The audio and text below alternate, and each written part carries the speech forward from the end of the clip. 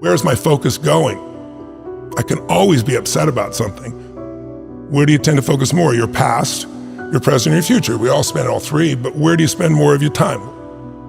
Most of us who are achievers tend to focus on the future, but all the joy is in the present. The majority of people spend a lot of time on the past, and the problem is you can't change it. You're constantly focused on what's missing versus what you have. You're focused on what you can't control. And there's two worlds, right? The external world, the internal world. We can't control the external world, we can influence it. The part we can control is what's going on inside of us. And that, we can control what we focus on. We can control the meaning. We can decide the meaning.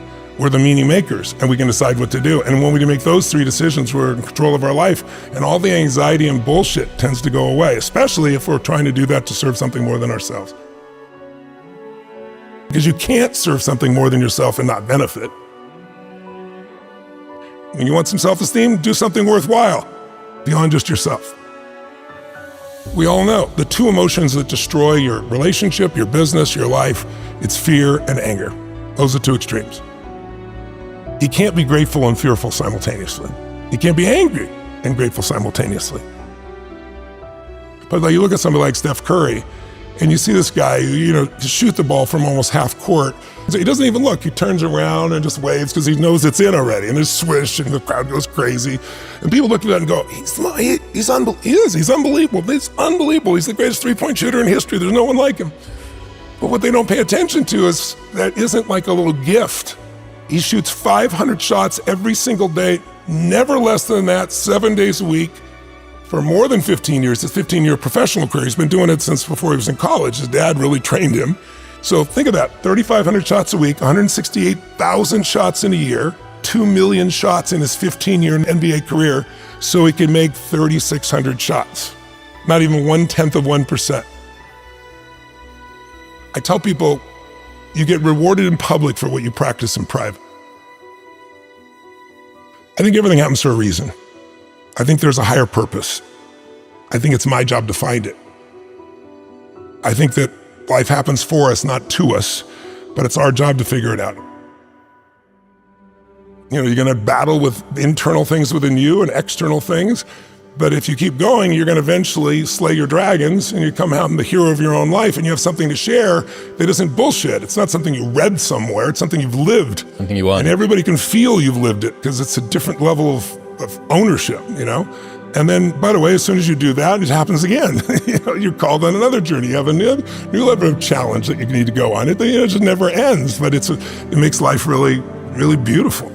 How can people who are always very hard on themselves learn to build up their self-esteem a little bit more? I don't know if self-esteem is the answer. I don't think it's bad to be hard on yourself, as long as you also celebrate when the victories happen. But so many people will tell you, I have poor self-esteem because when I was a kid, people said this to me and that to me. And it's convenient that we remember those things and not the positive things that also occur, obviously. But I think it's more important is to realize that self-esteem is earned. It's only earned by you with yourself. You're not going to get self-esteem because everybody praises you. Someone can tell you your whole life that you're brilliant, you're a genius, you're beautiful, you're handsome, and you not believe it. Someone can tell you, you're a piece of crap and you're never going to become anything, and there's a part you can say, I'll show you, as many people have, and then they develop drive out of it, right? So it's really, self-esteem comes from doing incredibly difficult things where you pushed yourself. It's not virtue signaling, it's not telling people about it. It's what you know inside your soul is true. And the more you do things that are incredibly difficult, and especially things that are meaningful, meaning they're not just about yourself, the higher that esteem would be. I think the most important thing for self-esteem is to find something you care about more than yourself. If you find something you care about more than you won't be thinking about yourself all the time, and all your bullshit self-esteem just goes out the window. The real question is, what do you want? If you want an extraordinary life, my definition of that is life on your terms. Some people, it's 3 beautiful children, a white picket fence. Some people, it's building a multi-billion-dollar business. Somebody else, it's writing poetry. Instead of looking for somebody else, it's like, okay, what do you really want from your life? And aligning yourself with moving forward towards what you really want. If you can do that in a way that also you feel is serving others simultaneously, there's a sense of meaning in life that can't be replaced by self-esteem or praise or compliments or being nice to yourself. And I don't think it's bad to be tough on yourself. I'm pretty tough on myself, I'll be honest with you. Being overly tough on yourself usually comes by making comparisons that don't make sense.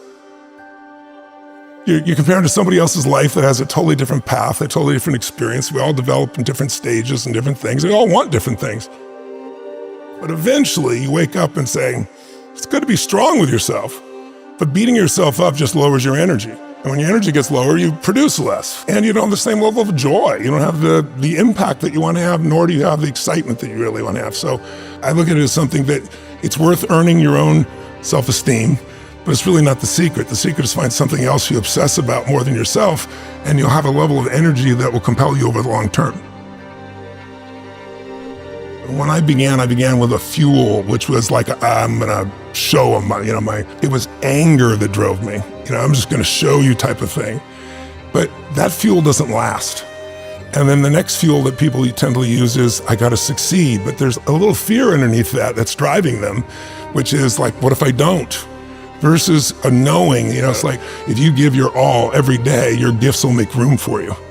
And it's like having a knowingness that things are going to be fine. And then there's the next level, which is you start to know who you are, and you're not trying to prove it to yourself or other people. And it's just, you just want to help. It's the difference between what I would call push motivation and pull, right? Push is, I'm going to make this happen. And it takes tremendous willpower. And I know you have plenty of willpower, I do as well. But there's a limit to willpower, but there's no limit to pull. Pull is when there's something magnificent that you want to serve, something that you've got an obsession for, to create or to do or make happen. And that you don't lose that energy, you don't lose those components, and you're able to laugh and enjoy along the way. I think it's important to realize wherever focus goes, energy flows. It's corny, but it's true, right? In fact, maybe an easier way of saying it is, we don't experience life. None of us do. We experience the life we focus on. So in any moment, what's wrong is always available. So is what's right. So it's not about being positive. It's about being intelligent. You got to look at the impact of what you're believing. And you got to look at and say, where's my focus going? I can always be upset about something. I can always find something to be joyous or at least grateful for, which leads to joy. And I think it's learning to discipline your disappointments, not allow them to grow and to move on and to use whatever life has given you. You can make some simple patterns and change your whole life. Focus. The minute you focus on something, your brain has to decide, what does it mean? And meaning is what creates emotion, and emotion is where your life is, right? And so the quality of your life is the quality of your emotions. We all have a pattern of focusing on what we have and at times on what's missing. Which one do you think most people spend more time focusing on, what they have or what's missing? You can engineer your life to have more happiness, but I think the real challenge is thinking so hardly about being taken seriously just represents your fears, right? It's like, I think spiritual development, when people talk about spiritual, not religious development, spiritual development is the level of comfort you can have with just being your real self. And I think that's not an easy task, because we all are trying to be something, but we already are that something we're trying to be. That doesn't mean you can't be better, but it's like accepting and appreciating what you really are, and instead of projecting, something else, takes a lot of pain out of your body, takes a lot of wasted energy out, it gets a lot of fears to just disappear. And I don't have an easy path for that. I think it's the hero's journey. I feel if I work my ass off, now I've done my part, okay, now come through me, let's do this, and it tends to flow. Life happens to me, or I happen to life. But life happens for me.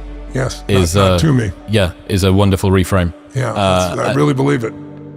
But you got to dig for it. It's not easy. But it's got to be earned, right? Like, wishing for confidence without competence is just delusion. You have no evidence to say that you can do this thing. If you want freedom, if you value freedom, you can't possibly have it as long as you play the victim role. None of that makes you who you are. None of that controls where you are in your life. It's like, have you ever had something happen in your life that was horrible? I mean, it was painful. You'd never want to go through it again in a million years. You wouldn't want anybody else to go through it that you care about.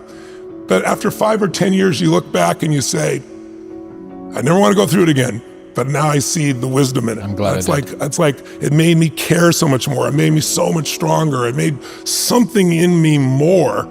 I mean, I'm sure you can relate to that, can't you? Yeah, for sure. I mean, you don't really realize it's just life. And then you learn a little bit more about yourself and you start to realize, well, look at all of the ways that I've had to compensate for that. Look at all of the ways that it's held me back. Look at all of the beliefs that I have about myself. And God, if only that hadn't happened, then I would be here or I would be there. And then you realize, well, the light side of all of that dark stuff is usually the stuff that I'm most proud of myself for. Yes. So the fact that you were maybe a little bit alone in childhood means that you're very self-sufficient when you're an adult.